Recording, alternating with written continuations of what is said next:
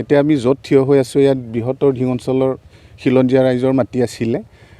83 চনৰ যিটো পৰিৱেশ হৈছিলে তাতে যিটো ভয়াৱহ মানে পৰিস্থিতি সৃষ্টি হৈছিলে, তেতিয়া গোটেইখিনি খিলঞ্জীয়া ৰাইজখিনি ইয়াৰ পৰা গুচি যোৱা হৈছিলে। তাৰপিছত এইবাৰ আমি আকৌ প্ৰশাসনৰ লগত যোগাযোগ কৰি যেনে তেনে মাটিখিনি ঘূৰাই লৈ এইখিনিত আমি কেইবাটাও খেতি কৰিছোঁ, কিন্তু এইখিনিত প্ৰায় 50 বিঘাৰো ওপৰ মাটিত আমি এই সৰিয়হ খেতি কৰিছিলোঁ, আপোনালোকে দেখিছে।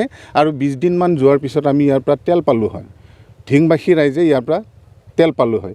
এতিয়া আপোনালোকে চাওক, ভৰ বিহু সিদিনা উৰুকাৰ ৰাতি মানে আমি ইয়াত আহি সোধোতে গম পাইছোঁ যে উৰুকাৰ ৰাতি প্ৰায় 12টামান বজাত দুৰ্বৃত্তসকলৰ নেতৃত্বত আৰু প্ৰায় 2খনমান ট্ৰেক্টৰ লৈ ৰাতিৰ ভিতৰতে এই সৰিয়হখিনি নষ্ট কৰি পেলালে হাল বাই। প্ৰশাসনক আমি অনুৰোধ জনাইছিলোঁ যে যিসকলে ইয়াত দুৰ্বৃত্তি হয় তেখেতসকলক অতি শীঘ্ৰেই কৰায়ত্ব কৰিব লাগে, সেইমতে আমি এজাহাৰো দিছিলোঁ। তেওঁলোকে আমাৰ অসমীয়াৰ মাটিৰ ওপৰত কিয় আমি এবাৰ হাল মৰাৰ পাছত আমি খেতি কৰাৰ পিছত আমাৰ ওপৰত তেওঁলোকে যিটো অভ্যন্দালি মাতব্বৰ দেখাইছে, এই মাতব্বৰটো দূৰ কৰিব লাগিব অসম চৰকাৰেহে।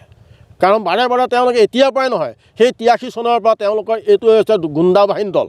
ইয়াত 2টা গুণ্ডা বাহিনী দল আছে, এটা আছে আছাদৰ অধীনত, এটা আছে মছৰফ আলীৰ অধীনত। মছৰফ আলী কাছেম, আলাল জালাল, তেওঁলোকে আগতে মতব্বালি 2টা মতব্বাৰ দলে এই ইয়াত চাপৰিত মাটি বেচা কিনা কৰি আহিছে, আমাৰ অসমীয়া মানুহক হাৰাশাস্তি কৰি।